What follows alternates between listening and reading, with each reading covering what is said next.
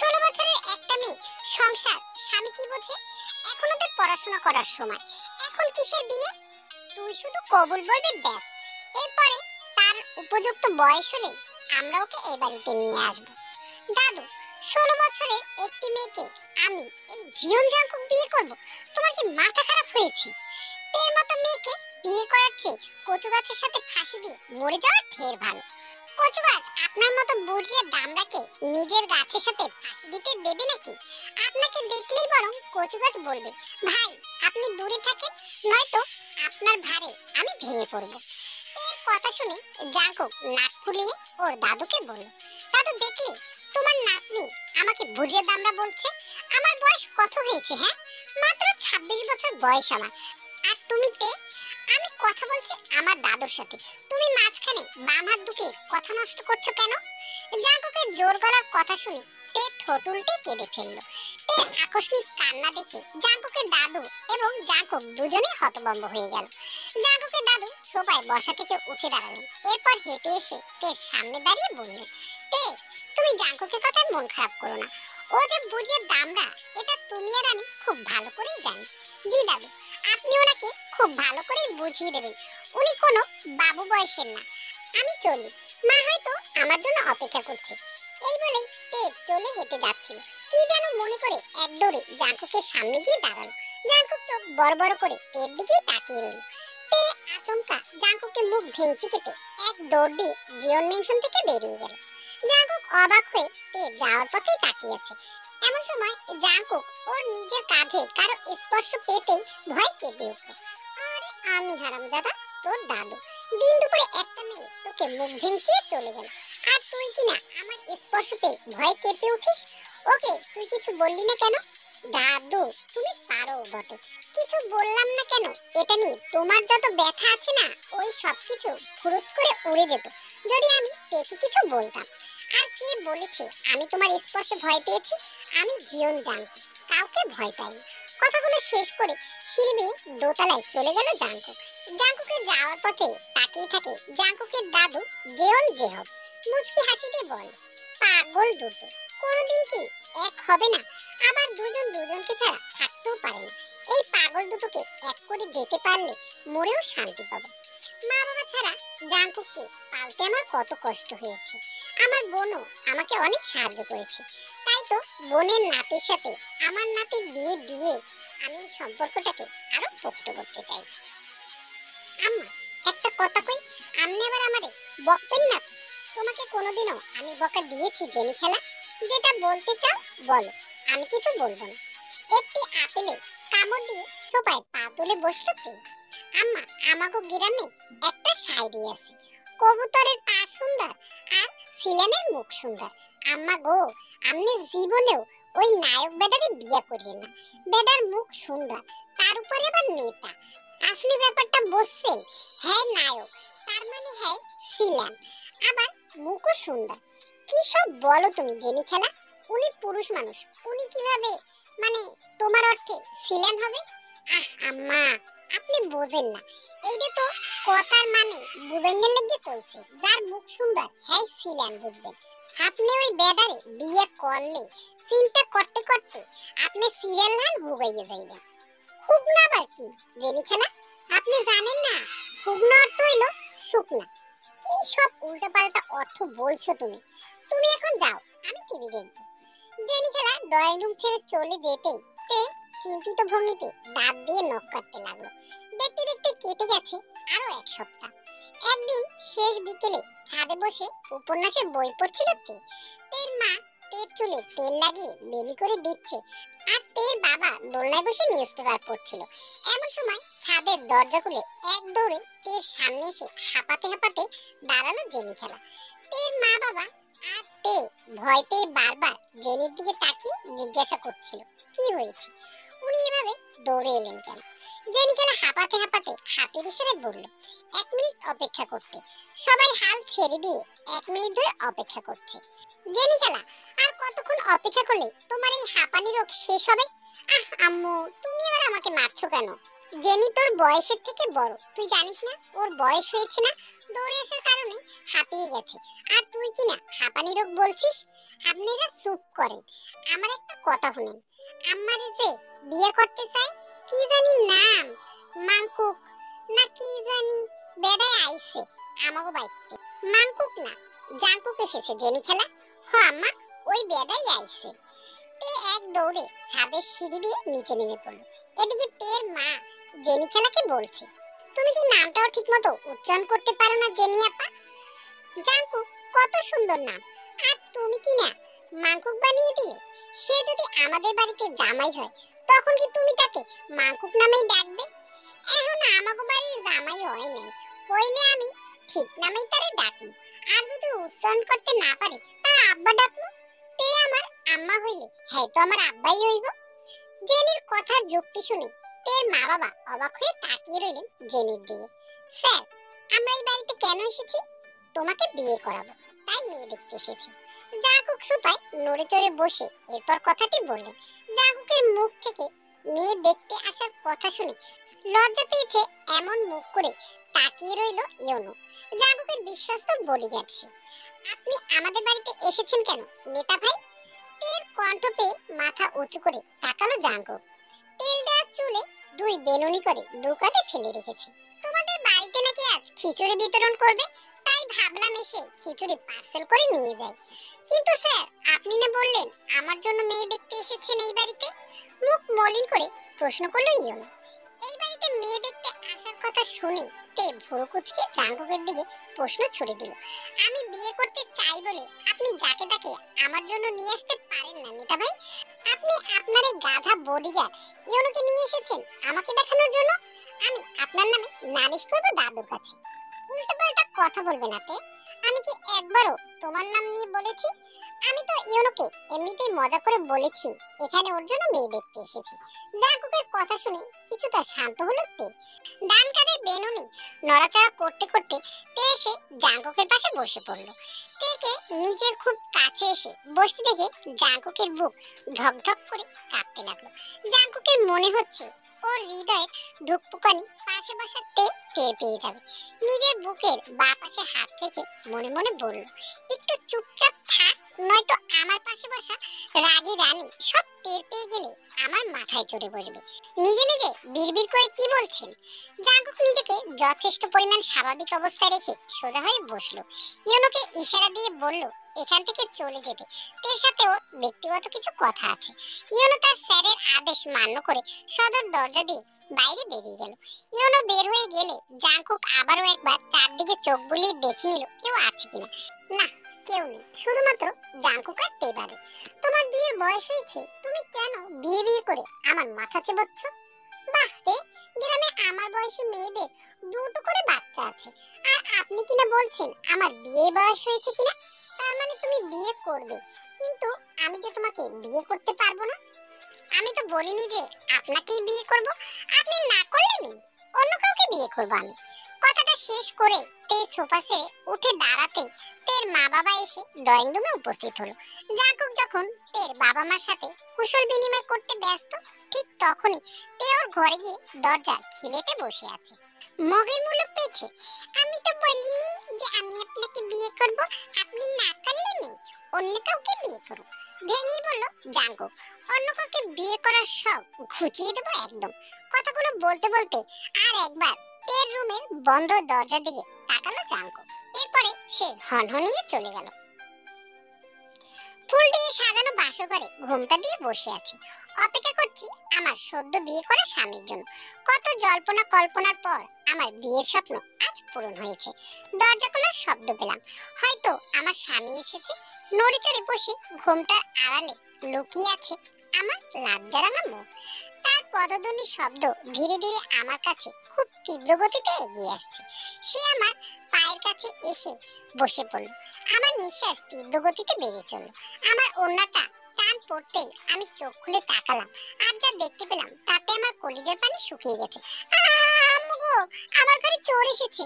আম্মু, আমি মরে গেলাম, তুমি কোথায়? তের চিৎকার শুনে বাড়ির সকলে তের ঘরে চলে এসেছে। তের ঘরে এসে সবাই দেখলো তে কোমরে হাত দিয়ে চিৎকার চেঁচামেচি করছে।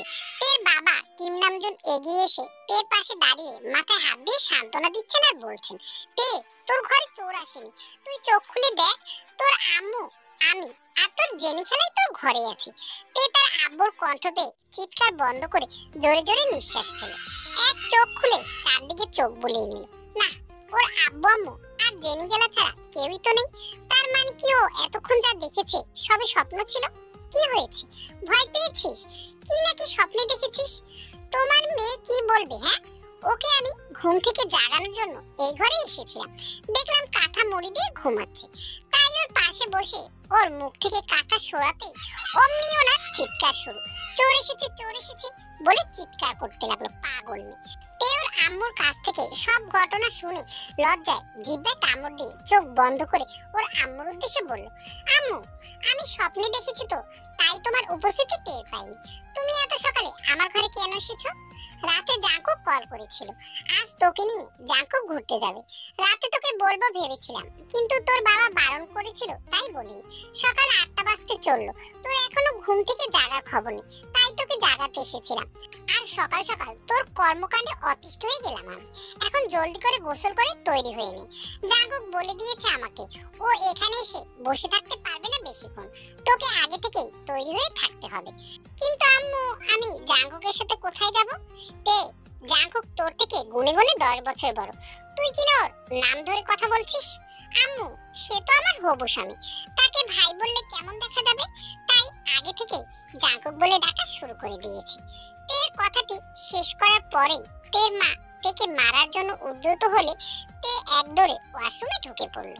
তের কাণ্ড দেখে তের আব্বু আম্মু আর জেনি খেলা একসাথে হেসে উঠল। তে ওয়াশরুম থেকে বেরিয়ে নীল সাদা রঙের একটি থ্রি পিস, এরপর কানে একটি দুল আর ঠোঁটে গোলাপি রঙের লিপস্টিক আর চোখে আইলাইনার দিল। ব্যাস, সাজা কমপ্লিট। আয়নায় নিজেকে দেখে তে লজ্জা পাবার ভঙ্গিতে বলল, তে, আজকে তোকে যে সুন্দর লাগছে না, আমি শিওর ওই বজ্জাত নেতা তোর উপর ফিদা হয়ে যাবে। মোবাইল ভাইব্রেটের আওয়াজ শুনতে পেল তে। বালিশের পাশ থেকে মোবাইল হাতে নিয়ে দেখলো তের বেস্ট ফ্রেন্ড জিমিন কল করেছে।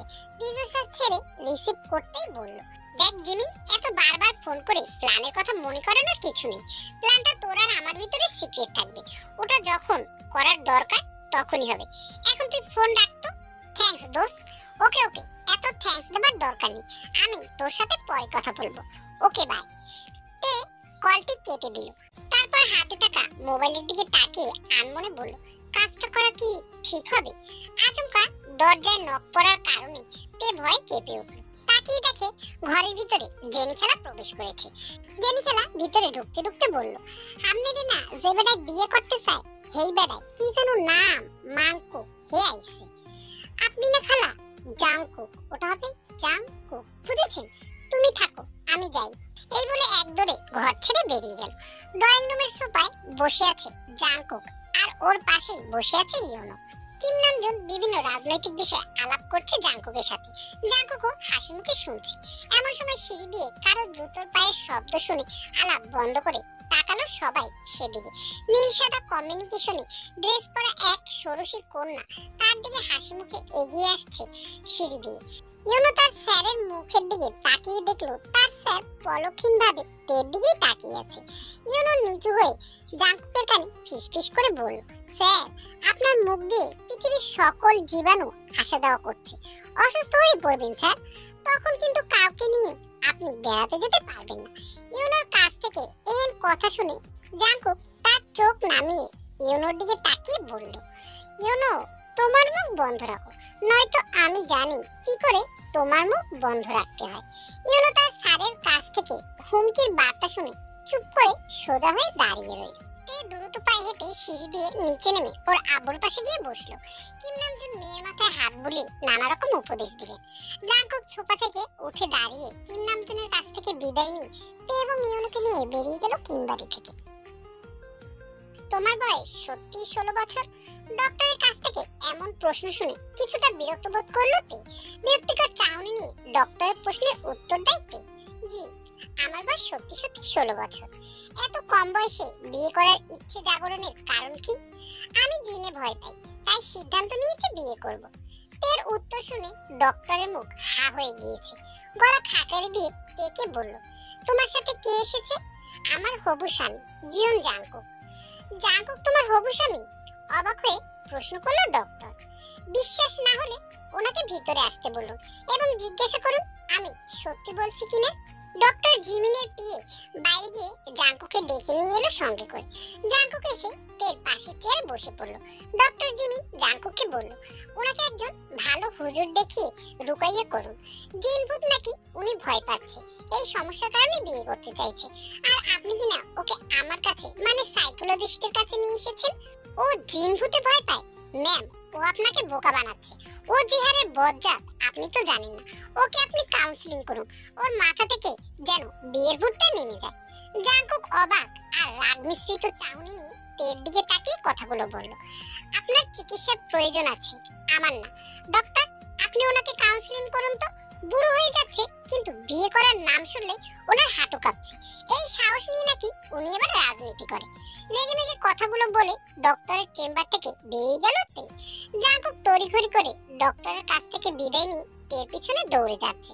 জাংকুক দৌড়ে গিয়ে পিছন থেকে তের হাত ধরে ফেলল। তে রাগ দেখিয়ে জাংকুকের হাত ঝাড়ি দিয়ে ফেলে দিল। Don't touch me! আপনার সাহস কি করে হলো আমাকে সাইকোলজি বিভাগের ডক্টরের কাছে নিয়ে আসতে? আপনার কি মনে হয় আমি পাগল? আমি আব্বুকে গিয়ে আজই বলবো তার ভাইয়ের ছেলে আমাকে ঘোরানোর নাম দিয়ে পাগলাখানার ডক্টরের কাছে নিয়ে এসেছে। জাংকুক আবারও এগিয়ে এসে তের ডান হাত ধরে বলল, দেখো, তুমি যে এই বয়সে বিয়ে করার কথা বলছো, এই ব্যাপারটা আমার কাছে অ্যাবনর্মাল লাগছে, তাই তোমাকে ডক্টরের কাছে নিয়ে এসেছি। আমি বিয়ে করি আর না করি এটা সম্পূর্ণ আমার ব্যক্তিগত ব্যাপার। আপনাকে নাক গলাতে কে বলেছে? আমি তো এমনিতেই বলেছি আপনি আমার হবু স্বামী। আমি কখনোই আপনাকে বিয়ে করব না। কিম নামজনের মেয়ে কিম তেইয়ং এর পিছনে এরকম হাজারো জিয়ন জাংকুক ঘোরে। আপনি না হলে সমস্যা নেই, আমি অন্য কাউকে বিয়ে করব। কথাগুলো শেষ করে জাংকুকের হাতের মুঠ থেকে নিজের হাত ছাড়িয়ে হসপিটাল থেকে বেরিয়ে গেল তে। জাংকুক তের যাবার পথে তাকিয়ে রইল। কি মনে করে জাংকুক ওর পাঞ্জাবির পকেট থেকে মোবাইল বের করে ওর বডিগার্ড ইয়োনোর কাছে কল দিয়ে বলল, তে এইমাত্র হসপিটাল থেকে বের হয়ে গিয়েছে, তুমি ওর পিছনে যাও, দেখো ও কোথায় যাচ্ছে, আর খেয়াল রাখবে তে যেন তোমাকে দেখতে না পায়। জি স্যার, আমি যাচ্ছি। জাংকুক কল কেটে হাসপাতাল থেকে বের হয়ে ওর গাড়ি নিয়ে অফিসের দিকে রওনা দিল। অফিসে বসে জাংকুক কল দিল ওর বন্ধু সুগার কাছে। কি রে দোস্ত, কেমন চলছে দিনকাল আর তোর রাজনীতি? বেশ ভালো, কিন্তু একজনের যন্ত্রণায় আমি অতিষ্ঠ হয়ে পাগল হয়ে যাব আগামী কয়েক মাসের মধ্যে। এই একজনটা কি মেয়ে না ছেলে? মেয়ে, এবং তুই তাকে ভালো করে চিনিস। নামজুন আঙ্কেলের মেয়ে তে আছে না, ও এত কম বয়সে বিয়ে করে পুরো পরিবারের মাথা তো খারাপ করছে, সে সাথে আমারও। তোর মাথা কেন খারাপ করছে? কারণ ও আমাকে বিয়ে করতে চায়। জাংকুক একে একে সব ঘটনা খুলে বলল সুগাকে। সবটা শুনে সুগা দুষ্ট হাসি দিয়ে জাংকুককে বলল, 16 বছরের মেয়ে বিয়ে করে কি করবে? এই কথা শুনে আমি বিশ্বাস করতে পারছি না, কিন্তু তে অনেক ভালো। তুই ওকে বিয়ে করলে সবসময় হাসি খুশি থাকতে পারবি। বিয়েটা করে ফেল। ওকে বিয়ে করা যাবে না, ও যে দুষ্ট মেয়ে। আমার মাথার সব চুল পড়ে গিয়ে টাক হয়ে যাব এর কাণ্ড কারখানা দেখতে দেখতে। জাংকুকের কথা শুনে সুগা হো হো করে হেসে উঠল। জাংকুকও সুগার হাসির শব্দ শুনে নিজেও হেসে দিল। কোন রকম সুগা হাসি থামিয়ে জাংকুককে বলল, তো এখন কি করবি? কিছু ভেবেছিস? ভাবছি তো অনেক কিছু। এত ছোট মেয়ে বিয়ে করে আমি নিজেকে কন্ট্রোল করব কিভাবে? রাত তখন 11টা বাজে। জাংকুক ওর ঘরে বসে ল্যাপটপে কি যেন করছিল। এমন সময় ওর মোবাইলে ইয়োনোর কল আসলো। স্যার, তে ম্যাডাম রাত 10টার দিকে বাড়ির প্রাচীর টপকে ব্যাগ নিয়ে একটি ছেলের সাথে পালিয়ে গেছে। কি? জি স্যার, আপনি তাড়াতাড়ি কিমবাড়িতে চলে আসুন। ম্যাডামের বাবা মা খুব টেনশন করছে। আমি আসছি।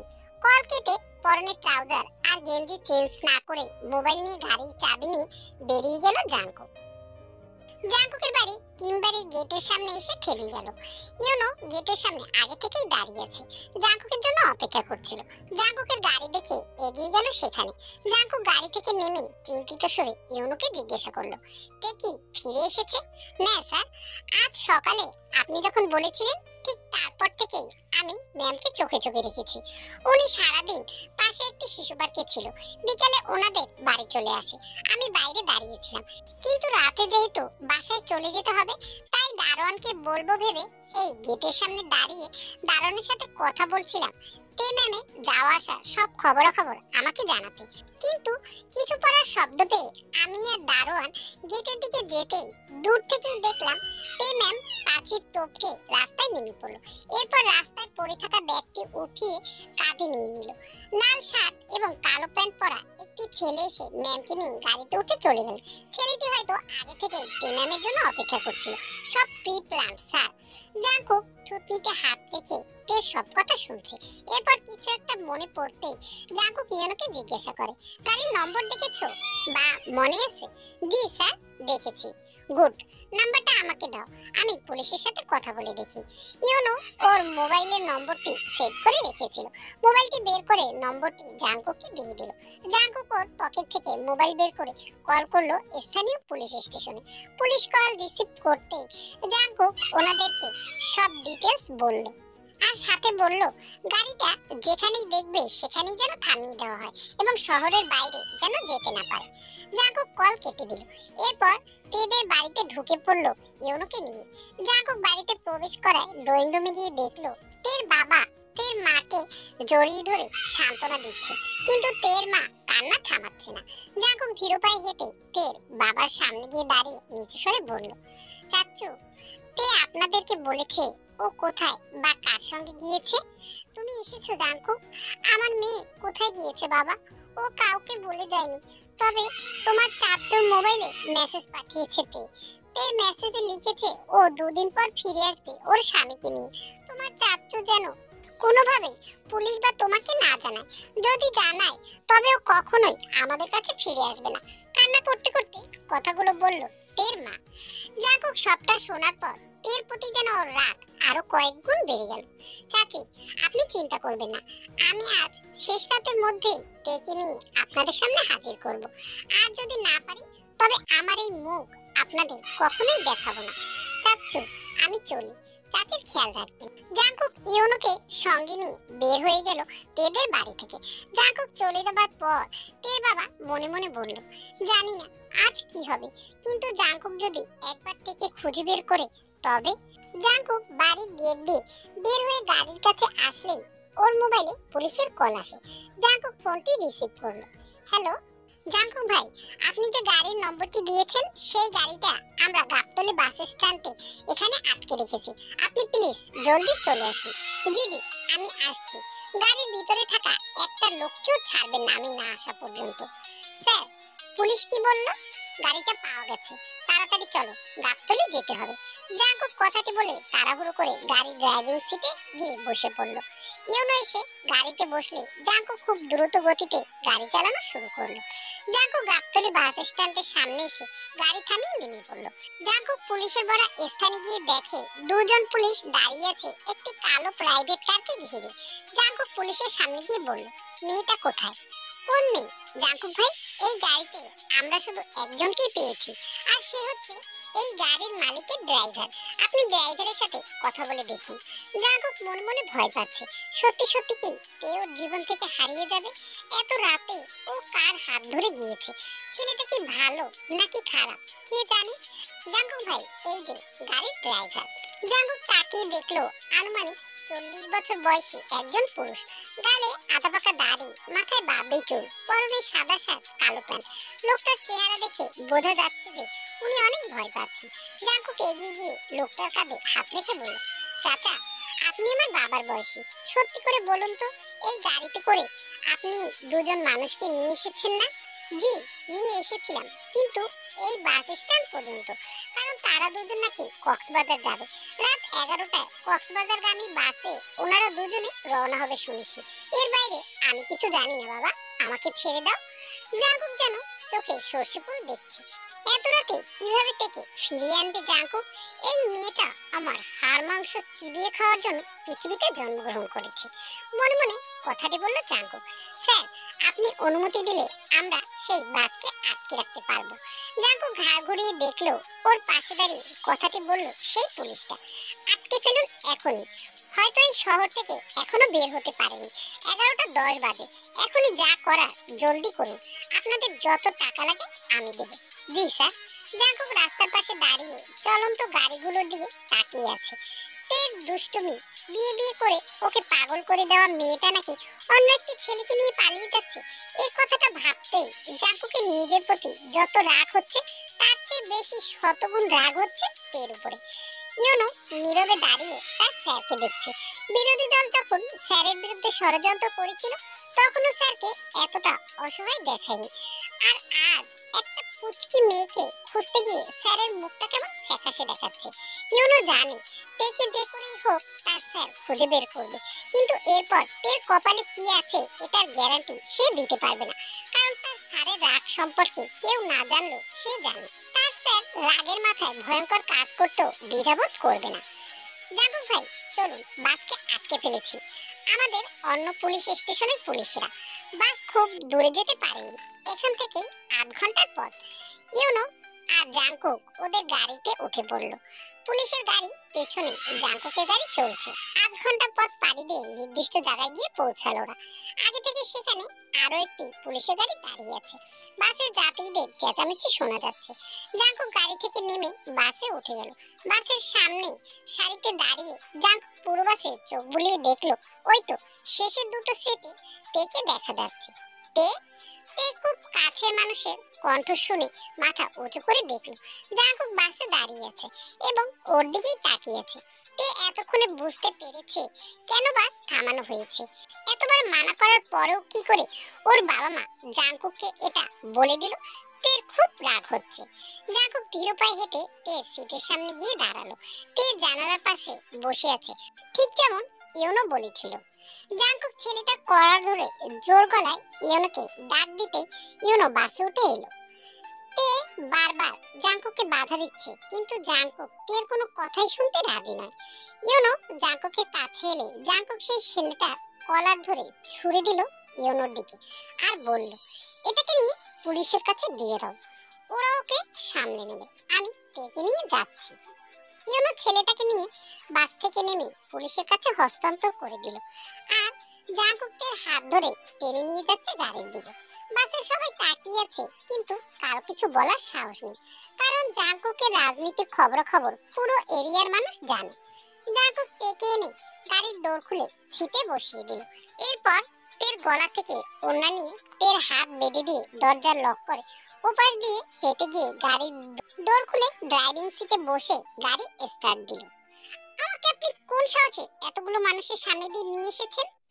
তোমাকে কে এত সাহস দিয়েছে এত রাতে ঘর ছেড়ে বের হয়ে যেতে? তুমি জানো চাচু চাচি তোমার জন্য কতটা চিন্তা করছে? ওহ, তোমার তো আবার ওনাদের জন্য চিন্তা হয় না। আমি তো মেসেজ করে জানিয়েছি। এখন যদি ওনারা চিন্তা করে তবে আমি কি করব? বিয়ে করে স্বামীকে নিয়ে 2 দিন পর ফিরে আসার মেসেজ লিখে পাঠিয়ে বলছো ওনারা চিন্তা করলে আমি কি করব? ঠাটিয়ে দুটো চড় মারলে ঠিক হয়ে যাবা, ফাজিল মেয়ে। জাঙ্কুকের কাছ থেকে থাপ্পড়ের কথা শুনে তের চোখে পানির ভিড় জমেছে। জাঙ্কুক জানে তে এখন কাঁদবে, কিন্তু জাঙ্কুক আর আজ ওকে কান্না করতে বারণ করবে না। যত মন চায় তত কাঁদুকে নিয়ে সবাইকে খালি চিন্তায় দেখিয়ে মারার ধান্দা। জাঙ্কুকের গাড়ি যখন ওদের ফার্ম হাউসে এসে থামলো ততক্ষণে তে ঘুমে কাতর। রাত তখন আনুমানিক 2টা বাজে। জাঙ্কুক এক পলক ঘুমন্ত তের দিকে তাকিয়ে চুপি চুপি গাড়ি থেকে নেমে পড়লো। এরপর এক পাশ থেকে ডোর খুলে তেকে কোলে নিয়ে বাড়ির ভিতরে ঢুকে পড়লো। জাঙ্কুক তেকে সোফায় শুয়ে দিয়ে এরপর মোবাইল বের করে তের বাবা মাকে কল দিয়ে জানিয়ে দিল তেকে পাওয়া গেছে এবং ওদের ফার্ম হাউসে এসে তেকে নিয়ে যেতে। তের বাবা খুশি হয়ে কল কেটে দিল। যে সোফাতে তে শুয়ে আছে সেই সোফার সামনে হাঁটু গেড়ে ফ্লোরে বসে পড়লো জাঙ্কুক। ফ্লোরে বসে তের মুখের দিকে তাকিয়ে আছে জাঙ্কুক। জাঙ্কুকের মনে ঝড়ের তাণ্ডব চলছে, কিন্তু এই আভাস জাঙ্কুক ছাড়া আর কেউ টের পাচ্ছে না। হ্যালো দাদু, তুমি সুগাকে নিয়ে আমাদের ফার্ম হাউসে চলে এসো। কিন্তু কেন এত রাতে ফার্ম হাউসে? মানে তুই এখন আমাদের ফার্ম হাউসে আসিস? জি দাদু ভাই, তাড়াতাড়ি চলে এসো। আচ্ছা, আমরা আসছি। জাঙ্কুক মোবাইল কান থেকে সরিয়ে সোফার দিকে তাকালো। তে ঘুম থেকে জেগে উঠেছে। তে খুব ভালো করে চারদিকে তাকিয়ে দেখছে। মোবাইলটা ট্রাউজারের পকেটে রেখে জাঙ্কুক তের সামনে দাঁড়িয়ে জিজ্ঞাসা করে, আমাকে বিয়ে করবে আজ, এখন এবং এই মুহূর্তে? জাঙ্কুকের মুখের দিকে বোকার মতো তাকিয়ে আছে তে। লোকটা কি পাগল হয়ে গেল নাকি সারা রাত জেগে থাকার কারণে? আপনাকে বিয়ে করতে তো আমি এক পায়ে রাজি, কিন্তু আজ কেন বিয়ে করতে হবে? কারণ আমি চাইছি তাই। এতদিন তো তোমার যত অভিযোগ ছিল আমার প্রতি, আজ থেকে আর তোমাকে কোনো অভিযোগ করার সুযোগ দেব না। জাঙ্কুক থেকে সঙ্গে নিয়ে ড্রয়িং রুমে এলো। ড্রয়িং রুম ভর্তি মানুষের সামনে মাথায় ওড়না দিয়ে চুপ করে বসে আছে তে। জাঙ্কুক তের পাশাপাশি বসে আছে।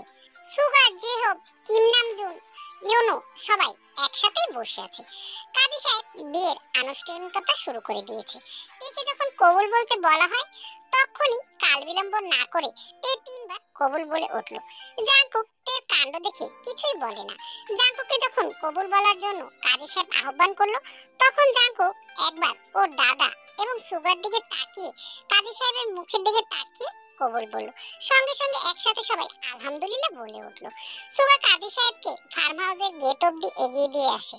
সুগা বাড়ির ভিতরে ঢুকতে ঢুকতে শুনতে পায় জাঙ্কুক তের সঙ্গে চেঁচামেচি করছে। দ্রুত পায়ে হেঁটে সেখানে চলে যায় সুগা। কি হয়েছে? বিয়ে হতে না হতেই তের সাথে চেঁচামেচি করছিস কেন? জাঙ্কুক কোনো রকম ও রাগ সামলে নিয়ে সুগাকে বলে, ভাই সারাটা রাত ওকে খোঁজ করতে করতে পাগল প্রায় অবস্থা হয়ে গিয়েছে আমার। এই ভেবে যে ও কার সাথে পালিয়ে যাচ্ছে। ছেলেটা কি ভালো নাকি খারাপ? কিছুক্ষণ আগে থানা থেকে কল করে পুলিশ বলেছে কি জানো, ওর সাথে যে ছেলেটা ছিল সে আসলে কোনো ছেলেই নয়, মেয়ে, ওর ক্লাসমেট জিমি। ভাবতে পারছো তুমি একটা মেয়েকে ছেলে সাজিয়ে কক্সবাজার যাওয়ার কত বড় প্ল্যান ওদের? ওকে আমি ছেলে সাজাবো কেন? ও অমনি সবসময় টম্বাই সেজে থাকে। চুপ, আর একটাও কথা বলবে না। বাসে যখন ওকে ধরে পুলিশের কাছে দিয়েছি তখন কেন বললে না ও তোমার ক্লাসমেট? জাঙ্কুকের কাছ থেকে এত বড় ধমক শুনে তের চোখে পানি চলে এসেছে। তের কান্না দেখেও আজ তের বাবা কিম নামজুন কিছুই বললেন না। মেয়েটা সবসময় এত দুষ্টুমি করে তাও কিছু বলে না, কিন্তু আজ যে কাজটা করেছে এটা একদমই উচিত হয়নি। বাবা আমাকে বাড়ি নিয়ে চলো, আমি এখানে আর এক মুহূর্ত থাকবো না। তের মুখ থেকে চলে যাওয়ার কথা শুনে জাঙ্কুকের রাগে যেন আরো বেশি বেড়ে গেল। জাঙ্কুক নিজের রাগ ভিতরে চাপা দিয়ে স্বাভাবিক কণ্ঠে তের বাবাকে উদ্দেশ্য করে বলল, চাচ্চু আপনি দাদু আর সুগাকে নিয়ে বাড়ি ফিরে যান, আমি আগামীকাল সকালে তেকে নিয়ে আসব। কিন্তু জাঙ্কুক, কোনো কিন্তু না, তের সাথে আমার অনেক কথা আছে। তাছাড়া ও আমার স্ত্রী, আমি ওর যথেষ্ট খেয়াল রাখবো, আপনি নিশ্চিন্তে থাকুন। তের দিকে বাঁকা চোখে তাকিয়ে কথাগুলো বলল জাঙ্কুক। কি আর করার, বাধ্য হয়ে তের বাবা রাজি হলেন মেয়েকে ছাড়া একাই চলে যাওয়ার জন্য। কিম নামজুন মেয়ের মাথায় হাত রেখে বললেন, আমি তোর কোনো আশা আকাঙ্ক্ষা অপূর্ণ রাখিনি, তোর পছন্দসই পাত্রের কাছে তোকে তুলে দিয়েছি। আজ রাতটা এখানে থাক, কাল সকালে জাঙ্কুক তোকে নিয়ে আমাদের বাড়ি চলে যাবে। তে তার বাবার মুখ থেকে চলে যাবার কথা শুনে কেমন যেন ছটফট করছে। হুট করে ওর বাবাকে জড়িয়ে ধরে বল, আব্বু তোমাদের ছাড়া আমি কখনো একা কোথাও থেকেছি বলো? তবে আজ কেন আমাকে একা ফেলে চলে যাচ্ছ? মেয়ের কথায় কিম নামজুনের চোখে পানি চলে এসেছে। আসলেই তো কোনোদিন মেয়েকে কোথাও একা যেতে দেয়নি, কিন্তু মেয়ে যে আজ অন্যের স্ত্রী। মেয়েকে সান্ত্বনা দেওয়ার জন্য কিম নামজুন মেয়ের মাথায় হাত রেখে বলে, আজকে রাতটা থাক, এরপর কাল সকালে তোকে নিয়ে জাঙ্কুক আমাদের বাড়িতে চলে যাবে। সকাল হতে আর খুব বেশি দেরি নেই, ভালো থাক, জাঙ্কুকে বিরক্ত করিস না। সুগা চলো আমরা চলে যাই, চাচা আসেন। তেকে বুঝিয়ে তের বাবা সবাইকে নিয়ে ফার্ম হাউস থেকে বেরিয়ে আসে। জাঙ্কুক ওনাদের গেট পর্যন্ত এগিয়ে দিতে গেল। ওনারা সবাই রওনা হলে জাঙ্কুক গেট লক করে ফার্ম হাউসের ভিতরে যায়। জাঙ্কুক ভিতরে প্রবেশ করতেই দেখলো তে সোফায় শুয়ে পড়েছে। জাঙ্কুক দ্রুত পায়ে হেঁটে তের সামনে দাঁড়িয়ে ওর হাত ধরে টানে বসিয়ে দিল। তে বোকার মতো তাকিয়েছে জাঙ্কুকের দিকে। আমাকে কতটুকু পাগল করে তুমি ক্ষান্ত হবে? মেয়ের সাথে কক্সবাজারে যাচ্ছ, সেখানে সবাইকে মেসেজ করে বললে তুমি এক ছেলের সাথে পালিয়ে যাচ্ছ এবং স্বামী নিয়ে দুদিন পরে ফিরে আসবে। ওনারা যাতে পুলিশকে এবং আমাকে না জানে, কেন এমন করলে তুমি? আমি তো এমনি মজা করে বলেছিলাম। তে মাথা নিচু করে বলল, মজা করে বলেছিলে কথাটা শুনে জাঙ্কুকের রাগ যেন আরো বেড়ে যাচ্ছে। বিয়েটা কি তবে মজা করেই করেছো? জাঙ্কুকের কথায় মাথা উঁচু করে তাকালো তে। সত্যি কি বিয়ে মজা করে করা যায়। না, তবে আপনাকে এত তাড়াতাড়ি বিয়ে করার ইচ্ছে ছিল না, কিন্তু আপনি যে আজই আমাকে বিয়ে করবেন এটা আমি কখনো ভাবতে পারিনি। তের ইনোসেন্ট ফেস বানিয়ে কথাগুলো বলল। জাঙ্কুকের ইচ্ছে করছে তের গাল দুটো টেনে দিতে। ডান হাত বাড়িয়ে তের এক গালে আলতো করে টিপে ধরল। গম্ভীর হয়ে বলল, ভেবেচিন্তে কোনো কাজ করা যায় না। আমিও ভাবিনি তোমাকে আজই বিয়ে করব, কিন্তু আমাদের বিয়ে হয়েছে এবং তুমি জিয়ন জাঙ্কুকের স্ত্রী, আমার স্ত্রী। জাঙ্কুকের কথা শুনে তে চুপচাপ বসে আছে। কি থেকে কি হয়েছে কিছুই বুঝতে পারছে না। জিমিন কয়েকদিন ধরেই বলছিল কক্সবাজার ঘুরতে যাওয়ার কথা। সেদিন মোবাইলেও জিমিনের সাথে এ ব্যাপারে কথা হয়েছিল। তাই প্ল্যান করে আজ রাতে কক্সবাজার চলে যাবে তো বান্ধবী মিলে। ওর বাবা মা এমনিতে মজা করে মেসেজ করেছিল, কিন্তু পরে সময় করে ওর বাবা মাকে সত্যিটা জানিয়ে দিত। মাঝখান দিয়ে কতগুলো কাহিনী হয়ে গেল। জাঙ্কুকের বউ হয়ে গেল তে। তোর এখন কি হবে রে তে? তোকে যে এই নেতা জ্বালিয়ে পুড়িয়ে ছারখার করে দেবে। তে মনে মনে কথাগুলো ভাবতেই সোফায় শুয়ে পড়বে। এমন সময় জাঙ্কুক তেকে কোলে তুলে নিল। তে পড়ে যাবার ভয়ে জাঙ্কুকের গলা জড়িয়ে ধরল। কোথায় নিয়ে যাচ্ছেন আমায়? আর আমাকে কোলে নেওয়ার সাহস আপনাকে কে দিয়েছে? তের কোনো প্রশ্নের উত্তর দিচ্ছে না জাঙ্কুক। জাঙ্কুকের কাছ থেকে উত্তর না পেয়ে তে জাঙ্কুকের কোল থেকে নামার জন্য জোরাজোরি করতে লাগলো। এমন সময় জাঙ্কুক তেকে ছেড়ে দেওয়া ভান করতেই তে চিৎকার দিয়ে জাঙ্কুকের গলা জড়িয়ে ধরে বলল, আরে আমাকে ফেলে দিচ্ছেন কেন? আমি মরে গেলে আপনি বিধবা হয়ে যাবেন। আপনার নামের পাশে তখন থাকবে বিধবা জিয়ন জাঙ্কুক। আহা! ধপাস করে তেকে খাটের উপরে শুয়ে দিল। তে মাথায় হালকা ব্যথা পায়, তাই মুখ দিয়ে শব্দ বেরিয়ে আসে। তে কিছু বলার জন্য শোয়া থেকে উঠে বসতে চায়, কিন্তু জাঙ্কুক তেকে ঠেলে শুইয়ে দেয়। তে নাক ফুলিয়ে বলে, সমস্যা কি আপনার? প্রশ্ন করলে জবাব দিচ্ছে না, আবার জোর করছেন আমার সাথে। আমি কি বলেছি আমি এখন শুয়ে থাকবো? তুমি প্রশ্ন করা ছাড়া কি বা করতে পারো? বললে না তোমাকে কোলে নেওয়ার সাহস কে দিয়েছে? ভালো করে মনে করো, তোমার বাবা কিম নামজুন তোমাকে আমার স্ত্রী হবার জন্য অনুমতি দিয়েছে। একজন মেয়ের বিয়ের ক্ষেত্রে তার অভিভাবকের অনুমতি লাগে, আর সেই অনুমতি আমি তোমার আব্বুর কাছ থেকেই পেয়েছি। তুমি আমার স্ত্রী। এখন আমার যদি ইচ্ছে হয় আমি তোমাকে কোলে নিয়ে ছাদে নিয়ে যাব, এরপর ছাদ থেকে ধাক্কা দিয়ে নিচে ফেলে দেব। তুমি কি চাও এই কাজটা আমি করি? তে জাঙ্কুকের মুখের কথা শুনে ভয় ভয়ে বলল, না না, আপনি কেন এই কাজটা করবেন? আমি না আপনার একমাত্র স্ত্রী। আপনি যা বলবেন আমি সেটাই মেনে নেব, কিন্তু এই রাতে আপনি আমাকে ছাদে নিয়ে ফেলে দেবেন না?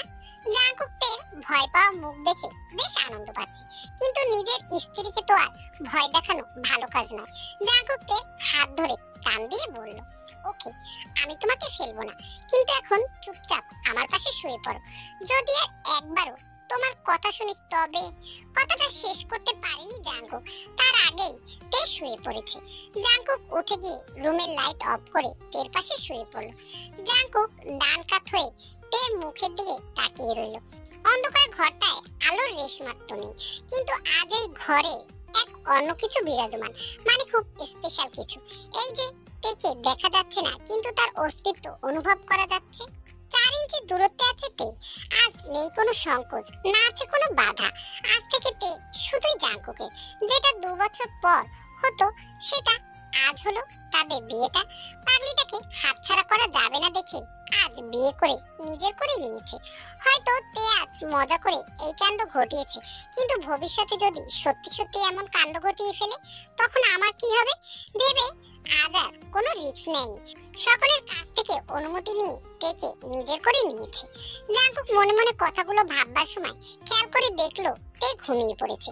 জাঙ্কুক আস্তে আস্তে তের বালিশ সরিয়ে তেকে এক টানে নিজের বুকে নিয়ে শুয়ে পড়লো। তে ঘুমের ঘরে জাঙ্কুকের কোলবালিশ ভেবে ওর উপরে পা উঠিয়ে দিয়েছে।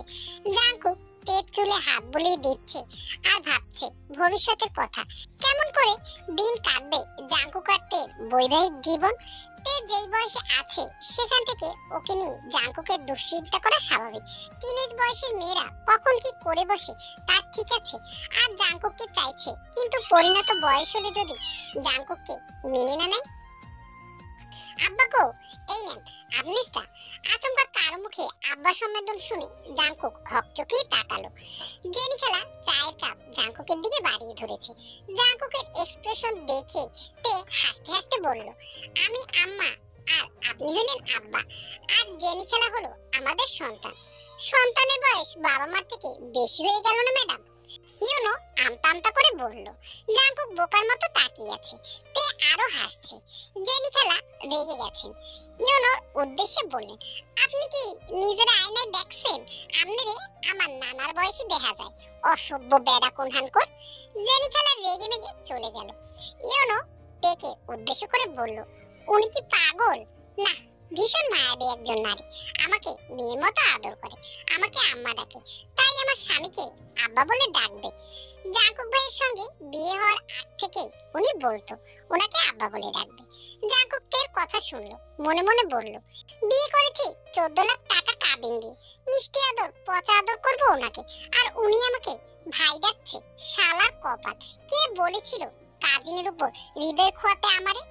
জাংকুক চা শেষ করলো, কাপটা টি টেবিলের উপর রাখলো। ইউনো, জি স্যার। গাড়িতে গিয়ে অপেক্ষা করো, আমি আসছি। তে চলো। ততক্ষণে ইউনো চলে গেছে ড্রয়িং রুম থেকে। জাংকুক তের হাত ধরলো। তে জাংকুকের দিকে বোকার মতো তাকিয়ে রইল। জাংকুক সেই বোকার দৃষ্টি দেখে কপাল চাপড়ালো। কোথায় যাব? তোমার ঘরে। কেন ঘরে যাব কেন এখন? সিনেমা দেখো। দেখি তো, কিন্তু এখানে সিনেমার কথা আসছে কেন? সিনেমায় দেখো না স্বামী কোথাও যাওয়ার আগে স্ত্রীর কাছ থেকে বিদায় নেয়? তো নেন বিদায়। আপনাকে বিদায় দেওয়ার জন্য দোতলায় উঠবো কেন? ড্রয়িং রুম থেকে বিদায় নিয়ে চলে যান। জাংকুকের মনে হলো নিজের মাথা নিজেই ফাটিয়ে ফেলতে। লে, অপরিণত বয়সের বউ বিয়ে করলে কত জ্বালা পোহাতে হয় দ্বিতীয় দিনই টের পাচ্ছি। জাংকুক কপাল চাপড়ে বলল, তোরে এখন 2টা চুমু খাবো, এরপর বিদায় নেব। পাগল মাইয়া, আয় এখানে। জাংকুকের কথা শুনে তে ভো দৌড় দিল। তের পিছনে যাচ্ছে জাংকুক, বড় বড় পা ফেলে ধরে ফেলার জন্য। তে লজ্জায় জাংকুকের দিকে তাকাতে পারল না। আদরের নাম শুনলে এখন পালিয়ে বেড়াস, অথচ বিয়ে করার জন্য পাগল তুই হয়েছিলি। তের হাত ধরে সিঁড়ি বেয়ে দোতলায় তের রুমে চললো জাংকুক। তে শেষ। জাংকুক যে এমন পাগলামো করতে পারে এমন কল্পনাতেও তে করেনি। সিনেমা নাটকে নায়করা যা করে তার চেয়েও বেশি জাংকুক করছে। রুমে ঢুকে এক হাতে দরজা লক করলো জাংকুক, অন্য হাতে তেকে ধরে রেখেছে। তারপর তেকে খুব শক্ত করে জড়িয়ে ধরলো, বুকের মাঝে তের মাথা চেপে ধরলো। তের ছোট্ট দুটো হাত জাংকুককে আষ্টে পিষ্টে জড়িয়ে ধরলো। জাংকুক আরো শক্ত করে তেকে চেপে ধরলো, যেন ছাড়িয়ে দিলেই পালিয়ে যাবে। আর চট্টগ্রাম যেতে হবে, 2 দিন থাকবো সেখানে, কোথাও যাবে না আমি না আসা পর্যন্ত। খুব বেশি প্রয়োজন হলে তোমার বাবাকে নিয়ে বের হবে। এতদিন তুমি ছিলে কিম নামজুনের মেয়ে, আর এখন জিয়ন জাংকুকের স্ত্রী। তোমার স্বামী মানুষের দোয়ায় অনেক শত্রু কামিয়েছে, তাই সাবধানে থেকো। বলেই তের মুখটা 2 হাতে উঁচু করে ধরলো। তে চোখ বন্ধ করে ফেললো, কেন জানি আজ লজ্জা লাগছে। জাংকুক তের কাণ্ড দেখে বলল, চোখ খুলো তে, তোমার স্বামী চলে যাবে, তাকে এখন একটা কড়া ডোজের ইলেকট্রোলাইট ড্রিঙ্কস দাও। তে চোখ খুলে ভুরু কুঁচকে তাকালো। আমার ঘরটাকে আপনার গ্রোসারি শপ মনে হয়? ইলেকট্রোলাইট ড্রিঙ্কস কই পাবো আমি এখন? রাস্তায় দোকান থেকে কিনে খেন। তের কথা সম্পূর্ণ করার আগে ওর কথা হারিয়ে গেল। জাংকুকের তপ্ত ঠোঁটের আড়ালে বিলীন হলো তের ঠোঁট। তের চোখ মুখ খিচে জাংকুকের কাছ থেকে সরতে যায়, কিন্তু জাংকুক তের কোমর জড়িয়ে নিজের সঙ্গে চেপে ধরলো। জাংকুকের কাছ থেকে তে ছাড়া পেল। জাংকুক তের কপালের উপরে কপাল থেকে বেবি হেয়ার গুলো কানের পিছনে গুজে দিল। তারপর পরপর গালে চুমু খেয়ে বলল, বিয়ের পর স্বামীর ইলেকট্রোলাইট ড্রিঙ্কস তার স্ত্রী, ঘরে থাকতে দোকানে কিনতে যাব কেন? আপনি অনেক লুচ্চু জাংকুক ভাই। আমি ভাবতাম আপনি ভদ্রলোক, রাজনীতির মানুষ, মেয়ে মানুষ পাশে ঘেঁষতে দেন না, দেখেই তো আপনাকে বিয়ে করতে চেয়েছি। কিন্তু আপনি হ্যাঁ, আপনি তো ইমরান হাশমিনের চেয়েও লুচ্চা। তের কথা শুনে জাংকুকের ইচ্ছে করলো নিজের কপালটা দেয়ালে ঠোক। জাংকুক, তোর কপালে এমন অবুঝবো কেন জুটলো? চুমু দিতেই ইমরান হাশমি বানিয়ে ছাড়লো, আর মেন আদর করলে তো তোকে ড্যানিয়েল ওয়েবার বানিয়ে দেবে। আল্লাহ, তুমি আমার বউটাকে একটু সুবুদ্ধি দাও। শুনতে তোর হাতে 2 দিন সময় আছে, এই 2 দিনে তুই কি করবি সেটা তুই ভালো মতো মাথায় ঢুকিয়ে নে। তোকে আমি ছোট বলে কিন্তু ছাড় দেব না। পিচ্চি, বিয়ে করার শখ জেগেছে আর স্বামীর আদর খাওয়ার শখ জাগবে না?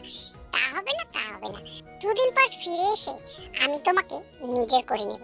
তাই কিভাবে কি করবে এই 2 দিন ভালো করে ভেবে নাও। বাসর ঘরে বসে আছে তে। দরজা খোলার আওয়াজে ওর বুকটা ধুক করে উঠল।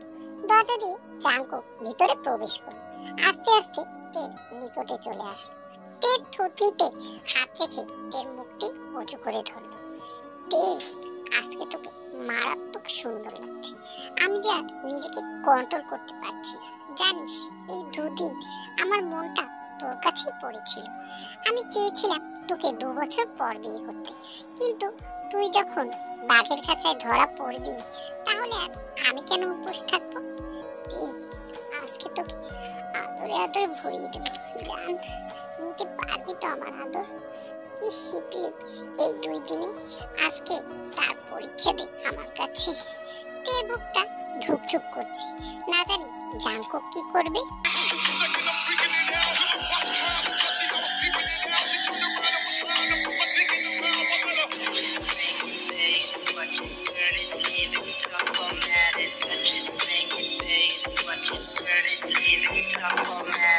How you don't know how to keep your business clean? Mommy, I'm out, daddy's getting hot.